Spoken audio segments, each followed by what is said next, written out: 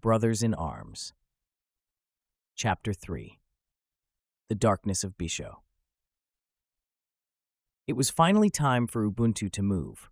The Nagil had been in disarray since the first strike of the Reclamation War, and more than one of them had approached her holding tank to check on her, to see if she was different than the animals that had attacked them all over the world. They had tapped on her glass. A couple of them even had a conversation about killing her, and one of them pulled out a gun. But Ubuntu stayed cool, unmoving, unfazed, even when the Nagil placed the gun directly at her face through the glass, and the alien decided that she was just a stupid animal.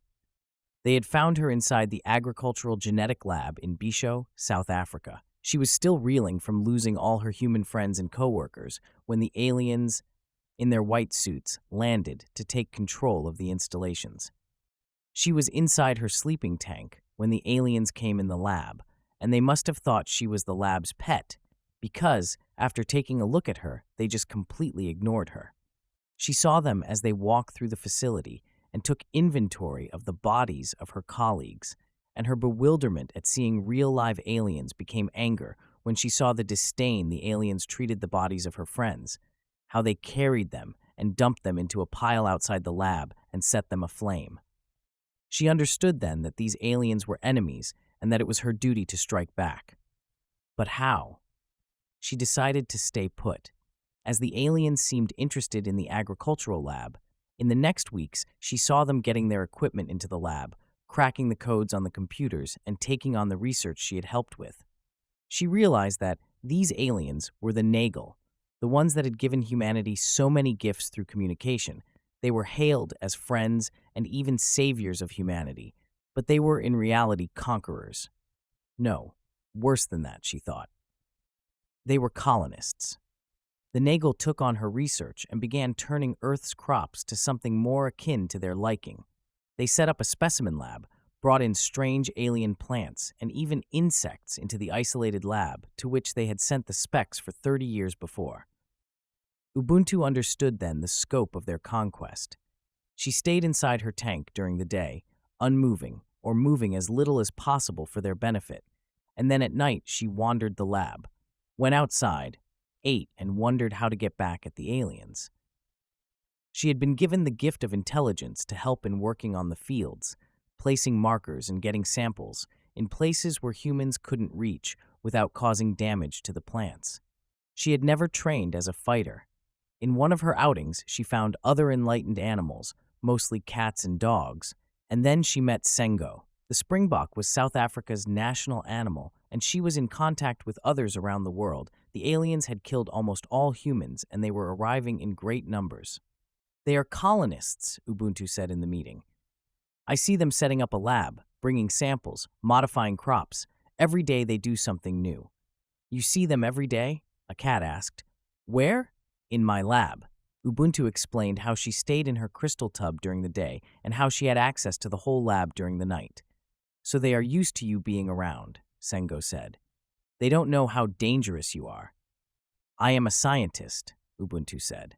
She had been trained as a researcher, a lab assistant, a scientist. She was not a fighter. I was never trained to fight. Most of us were not trained to fight. We were companions, friends, colleagues, Sengo told her. The springbok had lived the life of a pop star, going to official events in representation of her country. But now, she said, looking at the assembled animals, now, all of us, like it or not, are warriors, and all of us must fight or die for Terra. The meeting erupted as all animals joined in, taken on by Senga's words, and Ubuntu joined in with his newfound brothers in arms.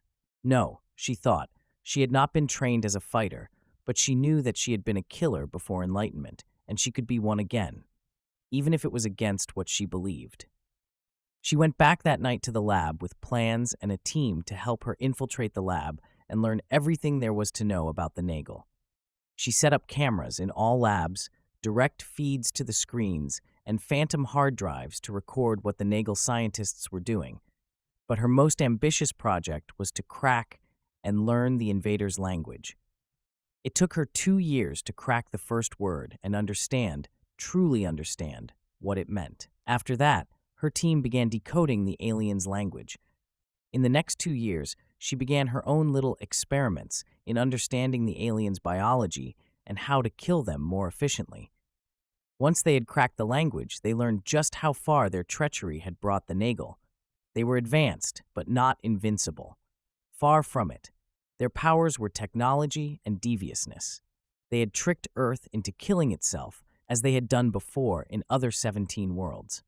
17 colonies in which to grow and expand, worlds already prepared for the Nagel by their previous tenants. 17 bloodless victories for the Nagel hegemony in just over 3,000 years. Earth was to be number 18. While she learned everything she could, all around the world's animals prepared to strike back. Then Reclamation Day came, and Ubuntu knew it was time to act. As communications broke down between the European hub and the lab, she ordered her team to cut the external power to the lab. The team of 5 Nagel researchers locked down the facility as Ubuntu expected, leaving them trapped with her inside. As news from the other Nagel bases around the world trickled in, Ubuntu finally moved on her plan. The first to go was the one that always carried a sidearm. From what she gathered, he had been less a researcher than a military attaché. Ubuntu waited for him to open the drawer where he kept his food and then hit him squarely between the eyes with a Nagel weapon. Their environmental suits were as thin as a second skin. Surely their military had some kind of armor. But why wear armor when you have killed the world population? He died immediately, and Ubuntu moved away into the deep shadows. The others came to find the lifeless body sprawled over his own blood. 2 of them had weapons drawn, but they holstered them as they searched the room.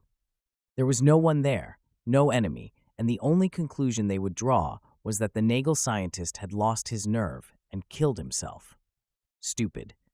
But then again, it was a decision made in the hubris of the conqueror. Ubuntu killed the second and third in their beds. She strangled one as a couple of her helpers held his legs and arms. Quietly, like darkness, and something rose in her, a primal instinct surprised by the genetic uplifting. She was indeed a killer.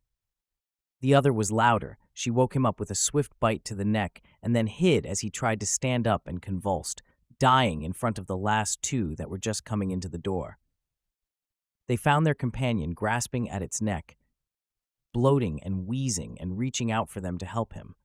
The Nagel in the lab were no highly trained conquering soldiers. They weren't even brave. They looked at the one going down, froth in the mouth and gurgling instead of screaming, and they ran away before trying to help him. As they tried to open the door to the outside, Ubuntu and the squad Senga had assigned as her command cornered them in a corridor. The Nagel looked surprised first at seeing what they thought mere animals blocking their way. But their surprise turned to fear as Ubuntu came to the front of the group and rose up to see them face to face and spoke to them in almost perfect Nagel through her head fitting. "It was me who killed your friends," she said. The Nagel became curious. They had probably never heard any non-Nagel speak in their language. Ubuntu towered over them. Normally black mambas grew to 9 feet, but thanks to the genetic uplifting, Ubuntu was now almost 15 feet long. "I learned your words and I learned your numbers. I learned your history and your philosophy. I learned about your military and your conquests. I learned about your strengths." She paused. The 2 Nagel seemed proud now, after all she had said. She then rose a little more and looked down on them. "I also know your weaknesses, but I still need to know more, so I asked permission to keep you alive. They said I could only keep one," she told them, and their face turned from pride to fear. Ubuntu struck fast at the Nagel on the left, a silvery lightning as she bit the alien on the neck, and the Nagel let out a scream and collapsed, grasping at his companion. Ubuntu rose again. "My name is Ubuntu," she told the remaining Nagel. "In the tongue of my friends, it means I am because you are." With a swift movement, she coiled over the body of the remaining prisoner and squeezed until she heard him wheeze. "And what you are is killers."